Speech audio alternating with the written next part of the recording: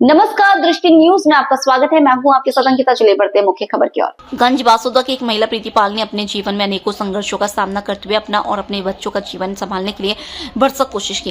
और पहले तो उसने झाड़ू पोछा और बर्तन घर जाकर सफाई की। इसके पक्ष की थर्मस में चाय भरकर घूम घूम कर चाय बेची। फिर सब्जी बेचने के काम के साथ साथ छोटे मोटे और भी काम किए। लेकिन अब वह एसडीएम बंगले के पीछे अपनी झोपड़ी बनाकर लंबे समय से वहां रह रही है और उसने जैसे तैसे लोन से ई रिक्शा ले लिया, जिससे वह स्वयं चलाकर अपने बच्चों को पढ़ा लिखा रही है और उनका लालन पालन कर रही है। हमारे संवाददाता ने जब उससे बात करनी चाहिए तो उसके जीवन में आए तमाम कासन के बारे में और आज भी वह संघर्ष कर रही है, उसने अपने जीवन का सच रो रो कर हमारे चैनल को बताया। महिला दिवस के अवसर पर उसने महिलाओं को बधाई देते हुए एक संदेश दिया कि महिलाएं हर संघर्ष से लड़ने के लिए तैयार है और वह अपने बच्चों का भविष्य बनाने के लिए सदैव पर रहती है। उसे नगर पालिका से प्रधानमंत्री की शौचालय स्कीम का लाभ तो मिल चुका है, लेकिन उसकी कुटीर स्वीकृत तो हो गई है, लेकिन उसका भुगतान अभी तक नहीं मिल पाया है।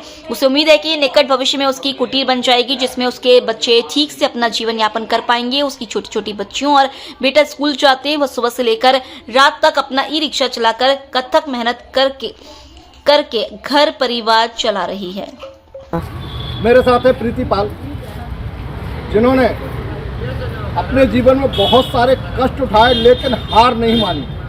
2013 में इनके पति जो है वो शांत हो गए थे और उनकी मृत्यु के बाद उनके 3 बच्चे जो हैं उनको पालने की जिम्मेदारी प्रीति पाल के ऊपर आ गई थी। प्रीति पाल कोई बहुत ज़्यादा पढ़ी लिखी महिला नहीं है, लेकिन उन्होंने इस समाज से कोई हार ना मानते हुए अपने बच्चों को पालने के लिए अथक प्रयास किए हैं, चाहे वो चाय बेचने का मामला हो, सब्जियां बेचने का मामला हो, और उसके बाद जो है ये जो आप देख रहे हैं ई रिक्शा, इस ई रिक्शा को चलाने की बात है।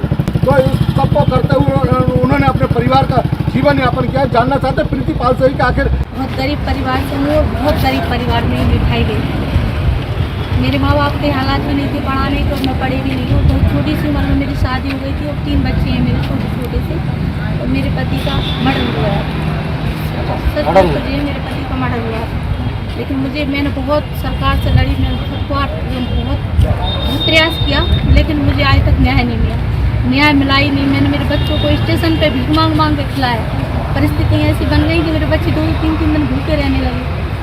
सास ससुराल मायके में ऐसी परिस्थिति तो कहीं थी ही नहीं, किसी पे कुछ है ही नहीं, तो कोई क्या करता।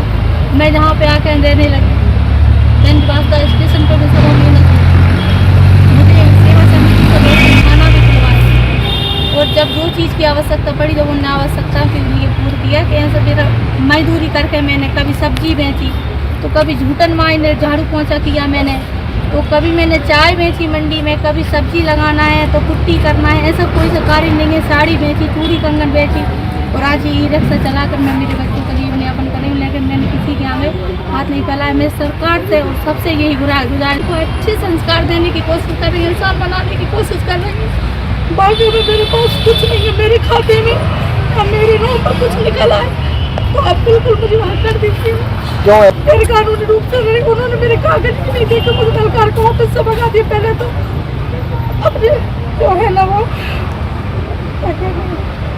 पटवारी, तो उन्होंने कहा कि आप गैर कानूनी रूप से रह रहे हैं, जो कि मेरे बच्चों को उन्होंने खुद पुरस्कार दिए हैं। मुझे ऐसे कई पुरस्कार आप लोगों ने कुछ देख के दिए होंगे, कुछ सोच के दिए होंगे, मेरी परेशानी देखी होगी, मेरा काम देखा होगा, कुछ तो चयन किया होगा मेरा, लेकिन मुझे गलत ठहराया। उन लोगों ने मेरे बच्चों को भी गलत ठहराया। कहने लगे आप गलत तरीके से रह रही, जो कि मैं ज़मीन का टैक्स भर रही हूँ, मैं नल का टैक्स भर रही हूँ, मैं मेरे बच्चों को कैसे जीवन यापन कर रही हूँ तो मैं ही जानती हूँ। सिर्फ गलत काम छोड़ के मैं हर काम प्रयास कर रही हूँ कि अच्छा कर सकूँ। और आज महिला दिवस का दिन है, मैं चाहती हूँ कि हर नारी अपने कदमों पर भार संभाल सीखे, किसी के अधीन ना रहे। लेकिन लोग बाहर करने नहीं देते, संभव नहीं है।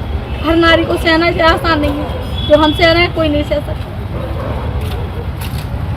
तो ये थी प्रीति पाल की जुबानी, जो उन्होंने किस किस तरह के कष्ट सहे और कष्ट सहने के बाद आज अपने बच्चों को पढ़ा लिखा कर पाल रही हैं। और इस ई रिक्शा के माध्यम से उनके अगर संपत्ति की बात की जाए तो संपत्ति के नाम पर मात्र ये ई रिक्शा है, या फिर जो है एक जो है टपरा डाला हुआ है, जिस टपरे में जो है वो अपने बच्चों के साथ रहा करती हैं।